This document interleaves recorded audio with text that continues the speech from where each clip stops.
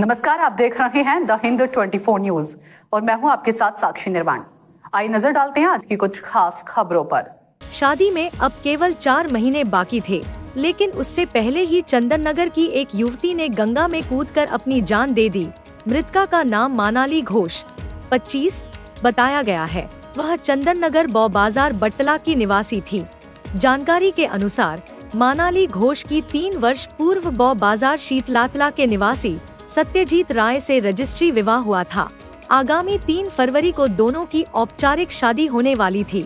Police सूत्रों के अनुसार मानाली पिछले 3 वर्षों से चंदन नगर बाग बाजार स्थित जीटी रोड के किनारे एक ज्वेलरी की दुकान में सेल्स गर्ल के रूप में कार्यरत थी।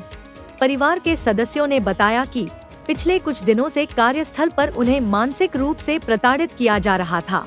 स्थानीय लोगों ने भी बताया कि हाल ही में एक दिन उन्हें दुकान के बाहर रोते हुए देखा गया था। आज सुबह वह रोज की तरह काम पर पहुंची, लेकिन बताया जाता है कि उन्होंने नौकरी छोड़ने का लिखित आवेदन दिया।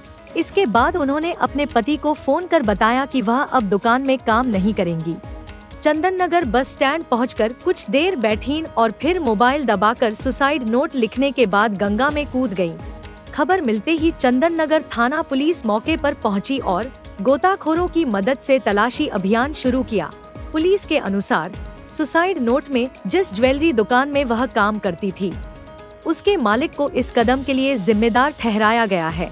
पुलिस ने दुकान के अन्य कर्मचारियों से पूछताछ की है और एक व्यक्ति को हिरासत में लिया गया है। मानाली के पिता मानस घोष ने आरोप लगाया कि दुकान में लगातार मानसिक उत्पीड़न के कारण ही उनकी बेटी ने यह आत्मघाती कदम उठाया।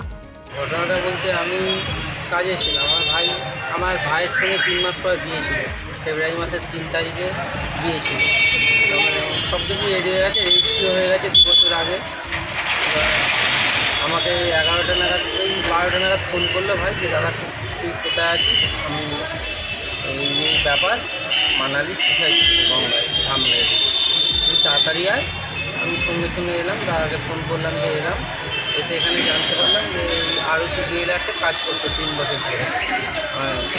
তাহলে বৌমা হতো আর কি। এখানে কিছু একটা সমস্যা হয়েছে, ঝামেলা জাতি হচ্ছিল 3 দিন ধরে। এবার ঝামেলা হয়েছে, ভাই কাজে ছিল, ওখান থেকে ভাই কাজ থেকে কাজকর্ম ফেলে রেখে চলে এসেছে। ও এখানে একটা ফ্যাক্টরিতে কাজ করছে, ওখান থেকে কাজকর্ম ফেলে রেখে চলে এসেছে। কিছু একটা বুঝতে পেরেছি যে কিছু একটা হবে। এবার দৌড়ে এসছে এখানে, এসে যখন ফোন করেছে স্ট্যান্ডে এসে ও বলেছে স্ট্যান্ডে আমি জোসেফ বাজারে পড়ছি। যখন ফোন করেছে ওখানে একজন ফোন ধরে বলেছে যে আপনার কে হয় উনি, ও বলছে আমার বউ হয়। বলছে উনি এইমাত্র গঙ্গায় ঝাম মেরে দিচ্ছে, দিয়ে এই অবধি হয়েছে। এখনও আমরা গঙ্গাঘাট থেকে কি মোবাইল দিয়ে সুসাইড নোট পাওয়া যায়? হ্যাঁ, সুসাইড নোট পাওয়া যায়, ওর মধ্যে লেখা। সামনে একটা কাগজ ফেললো।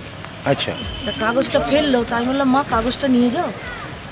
বললো ওটা আমার দরকারি কাগজ নয়, খুব জোর লিখতে নয়, মা বসে দেখো না এক জায়গায়। তারপর দেখলাম এদিকে বেরিয়ে এলো, আমি ওখানেই বসেছিলাম, আর জানি না। তারপর কাগজটা সেইখানেই পড়েছিল। এখন তুলে নিয়ে এসে অফিসারের হাতে জমা দিয়ে দিল এই পর্যন্ত। আচ্ছা, অফিসার ওই কাগজটা নিয়ে গেল। এখানে ওরা দৌড়ে আসছিল, আমি বাবা এইখানে মেয়েগুলো ছিল এইখানে, এখন ওরা ক্যামেরার সামনে এখানে নেই। কারণ একটা মানে খারাপ ব্যবহার করছে। হ্যাঁ, কিছু একটা এমনই কোনো ঘটনা ঘটেছে, তার জন্য আমরা তো জানতাম না। আমরা আজকে এসেছিলাম এই দোকানে, যে জিজ্ঞাসা করতে চাইছিলাম দোকানে মারছে যে একবার আসুন, কী ঘটনা ঘটেছে জানতে চাই বা একটু বলুন খুলে। বললো আপনার সঙ্গে কোনো কথা বলা যাবে না, পরিষ্কার ডিনাই করছে, বলছে আপনার সঙ্গে কোনো কথা বলা যাবে না। আমরা এখানে কোনো ঝামেলা করতে আসি, আমরা একটু জানতে চেয়েছিলাম। আরতি জুয়েলার্সে ওনার নাম দিয়ে মমতার ওনার নাম দিয়ে দিয়েছে, ওরা থানার স্যারের কাছে আছে না। আমাদের তখন তার মেয়েকে জন্য আমি আর কি করবো, থানা স্যারের কাছে আছেন, স্যারও বলেছেন আছে, আমাকে 1 কপি দেবে বলেছেন। ঠিক আছে, এইটুকু চাইছেন আপনি। যেমন শাস্তি হয়, অতিরিক্ত শাস্তি হবে, যেন ফাঁসি হয়। এরকম মেয়ের জীবন নষ্ট হয়, আরও 2-3টে মেয়ে কাজ করে, তাদেরও তো এরকম জীবন নষ্ট হবে। এরা চরিত্রহীন মেয়ে, ওর স্বামীও ঠিক নেই। যাকে পুলিশ ধরে আনলো ও বলছে নাকি আপনার মেয়ের শরীর খারাপ, অসুস্থ ছিল কিছু। যে একটা কথা বলছি স্যার, ওনাকে আমি ডেকে শুধু জিজ্ঞাসা করুন, আমার সামনে বলুক আমার মেয়ে কি। দোকানদার আরতি জুয়েলার্স যে দোকানদার আছে মালিক সঞ্জয় আর মমতা, এই দুজনই এর সাথে জড়িত আছে। আমার মেয়েকে মানসিকভাবে টর্চার করতো, ঠিক আছে, অতটা কিছু বলতো না, করতো না, ঝিমে ঝামে থাকতো। আজকে হঠাৎ সকালবেলা গেছে, কি হয়েছে আমরা এখনও অবধি জানি না, কী গণ্ডগোল হয়েছে, কী ঘটনা হয়েছে।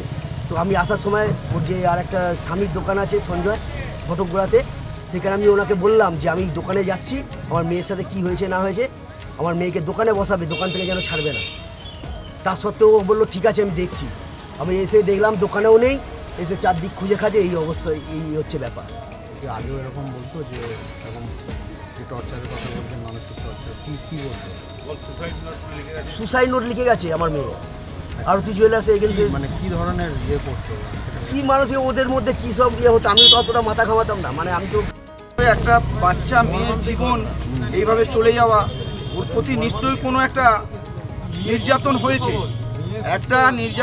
যে কথাটা বলছে যে মানে মেয়েটি সুস্থ ছিল না, এটা সম্পূর্ণ মিথ্যা কথা। মেয়েটি আমরা তো দেখেছি ছোট থেকে মানুষ হয়েছে মেয়েটা পাড়াতেই, পাড়ার মেয়ে, এইভাবে যে চলে গেছে নিশ্চয়ই কিছু একটা ঘটনা ঘটেছে দোকানে, না তো এরকম মানে করবে মেয়েটা।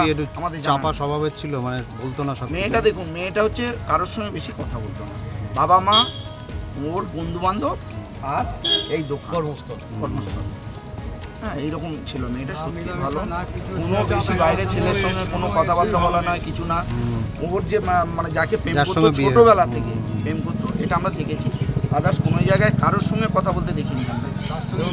তার সঙ্গে বিয়ে হবার একদম সব রেজিস্ট্রি তো হয়েই আছে, এই ফেব্রুয়ারি মাসে বিয়ে হবার কথা, সব ঠিক করে ফেলেছে। করার পরে ঘটনা কিছু একটা ঘটেছে দোকান থেকে। देखते रहिए द हिंद 24 न्यूज।